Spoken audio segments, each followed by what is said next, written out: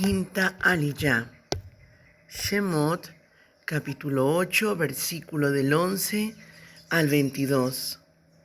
Mas en aquel día yo pondré aparte la tierra de Goshen, en la que mora mi pueblo, para que no haya allí mezclas de bestias salvajes, a fin de que sepas que yo, Hashem, estoy en medio de la tierra.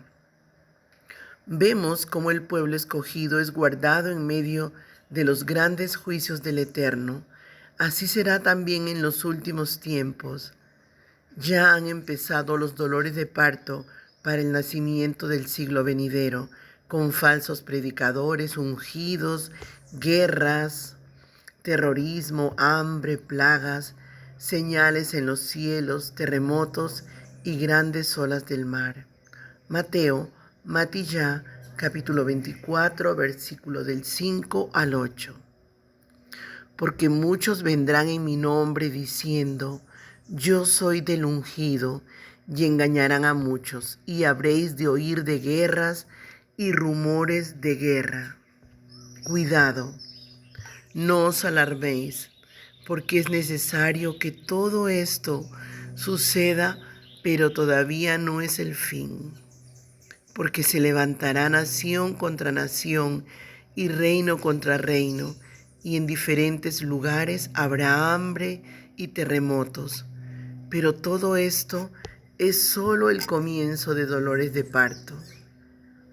Y Lucas, Hillel, capítulo 21, versículo 10 y 11, versículo 25 y 26. Entonces les dijo, se levantará nación contra nación y reino contra reino. Habrá grandes terremotos y plagas y hambres en diversos lugares, y habrá terrores, terrorismo y grandes señales del cielo. Y habrá señales en el sol, en la luna y en las estrellas. Y sobre la tierra, angustia entre las naciones, perplejas a causa del rugido del mar y de las olas, desfalleciendo los hombres por el temor y la expectación de las cosas que vendrán sobre el mundo, porque las potencias de los cielos serán sacudidas. Pero en medio de todo esto hay un pueblo que ha aprendido a confiar en el Eterno y no sufrirá de la misma manera como los que no son pueblo del Eterno. Existe una diferencia entre los hijos de las tinieblas y los hijos de la luz. Y esta diferencia se manifestará cada vez más en medio de estas plagas que vendrán sobre el mundo. Revelación Itgalut, capítulo 7, versículo 3 y 4, capítulo 9, versículo 4. No hagáis daño ni a la tierra, ni al mar, ni a los árboles, hasta que hayamos puesto un sello en la frente a los siervos de nuestro Dios. Y oí el número de los que fueron sellados, 144,000 sellados de todas las tribus de los hijos de Israel. Se les dijo que no dañaran la hierba de la tierra, ni ninguna cosa verde, ni ningún árbol, sino solo a los hombres que no tienen el sello de Dios en la frente. Amén. Sexta Aliyá. Shemot, capítulo 8, versículo 23, al capítulo 9, versículo 16. Shemot, capítulo 8, versículo 23. Y yo haré distinción entre mi pueblo y tu pueblo. El Eterno sigue separando entre la luz y las tinieblas.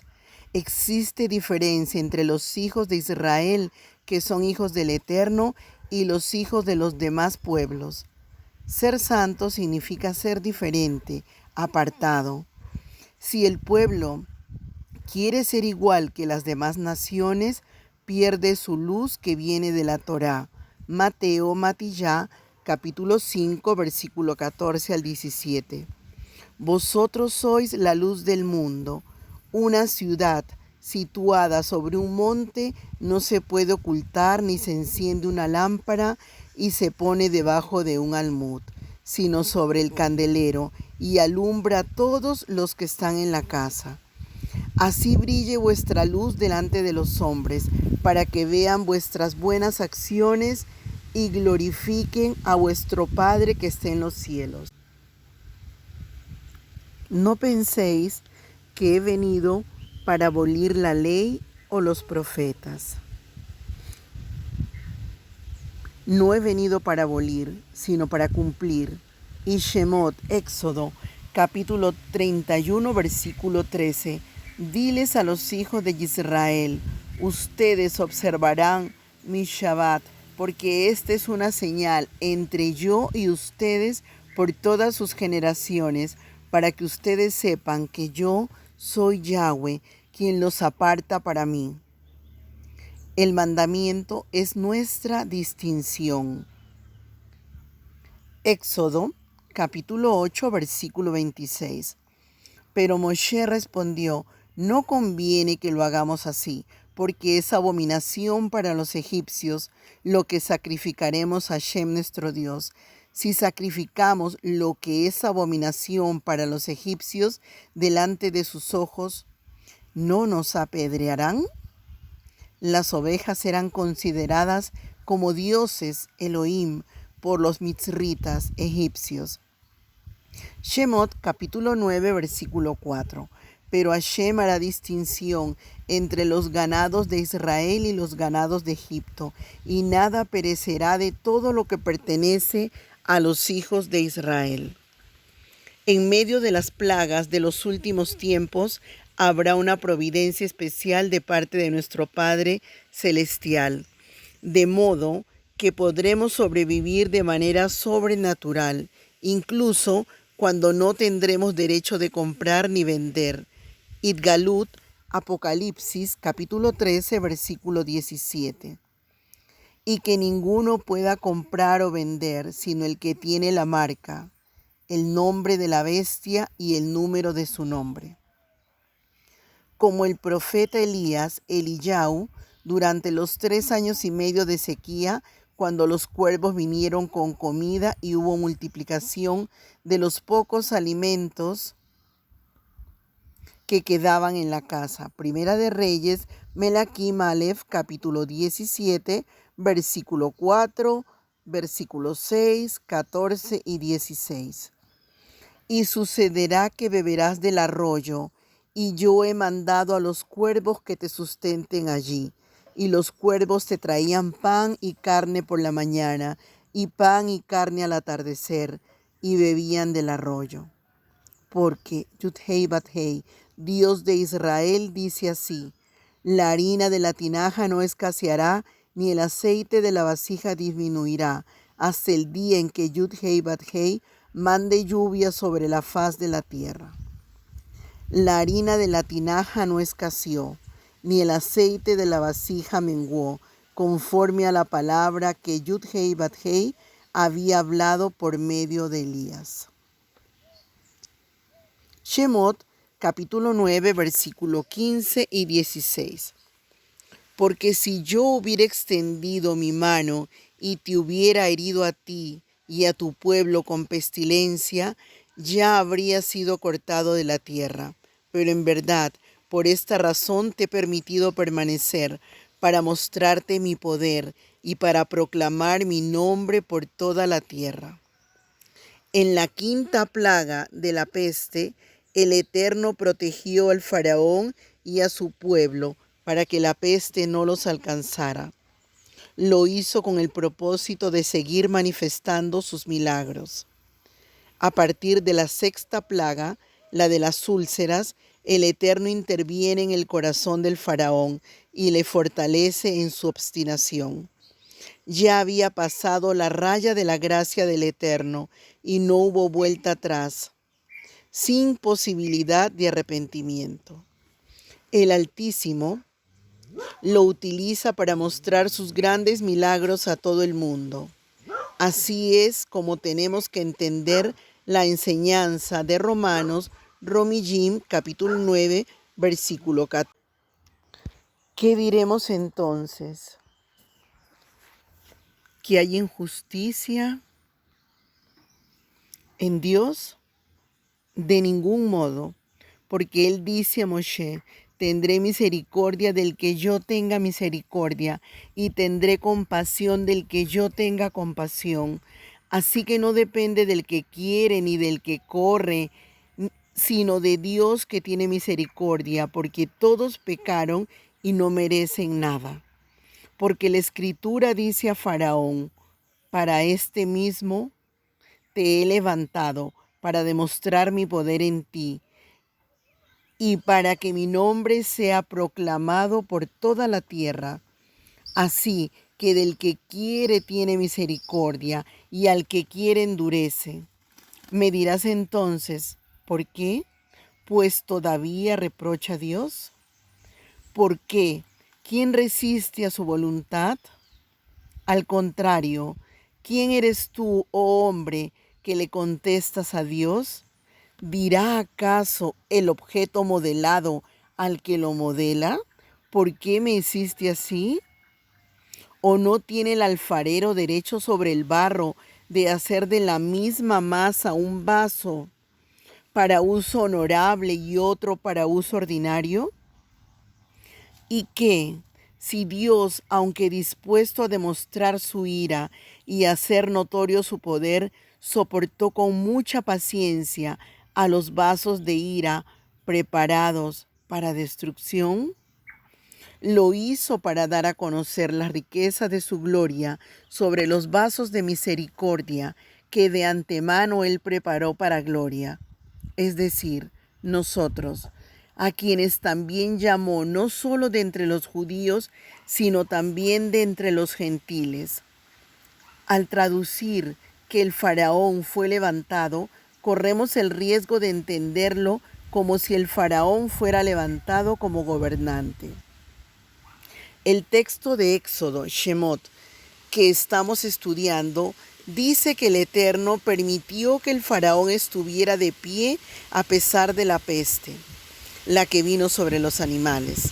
Así que, al no arrepentirse con esa quinta plaga de la peste de los animales, el Eterno, según su propia voluntad, fortalece el corazón del faraón para que no pueda obtener más misericordia.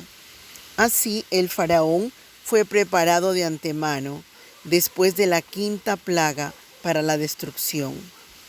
El faraón no fue preparado para destrucción cuando fue formado en el vientre de su madre, sino en el momento cuando pasó la raya del fin de la gracia del Eterno después de la quinta plaga.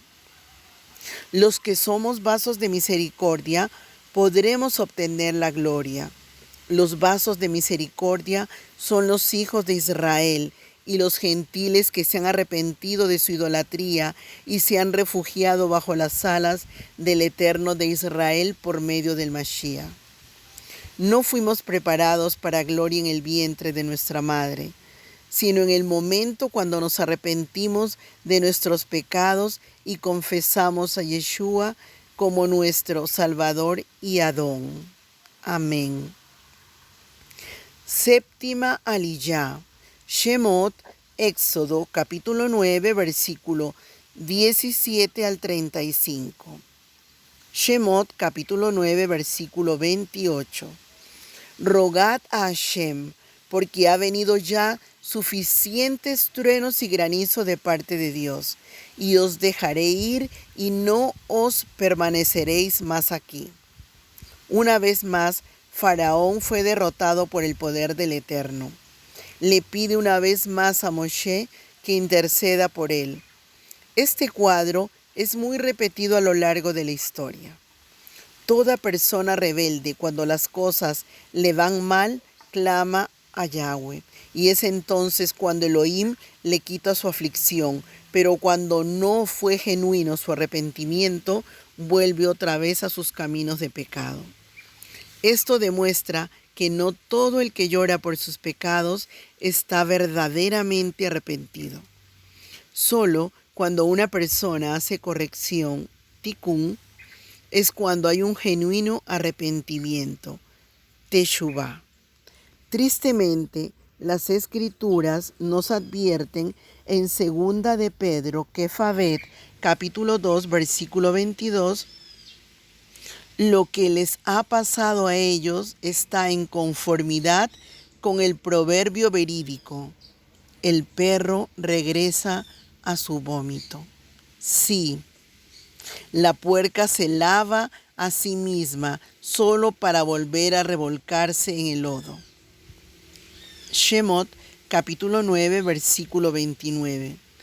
Y Moshe le dijo: tan pronto como yo salga de la ciudad, extenderé mis manos a Shem. Los truenos cesarán y no habrá más granizo, para que sepas que la tierra es de Hashem. Encontramos aquí otro ingrediente en la oración de Moshe: levantar las manos. Varios textos de las Escrituras hablan de oración de esta manera. Éxodo, Shemot, capítulo 17, versículo 11. Y sucedió que mientras Moshe tenía en alto su mano, Israel prevalecía. Y cuando dejaba caer la mano, prevalecía Amalek. Salmo Teil, capítulo 28, versículo 2. Escucha la voz de mis súplicas cuando a ti pido auxilio, cuando levanto mis manos hacia el lugar santísimo de tu santuario. Salmo Teil, capítulo 63, versículo 4. Así te bendeciré mientras viva, en tu nombre alzaré mis manos. Y Timoteus Aleph, capítulo 2, versículo 8. Por consiguiente, quiero que en todo lugar los hombres oren levantando manos santas, sin ira ni discusiones. Esto nos enseña que la oración de Moshe Rabenu estaba basada en 4 cosas. 1. Oraba según la voluntad del Eterno. 2. Oraba con clamor. 3. Oraba con fervor. 4. Oraba con las manos levantadas. Sigamos el ejemplo de Moshe para tener éxito en nuestras oraciones, y así podrá hacerse la voluntad del Eterno en la tierra como en el cielo. Aleluya. Amén.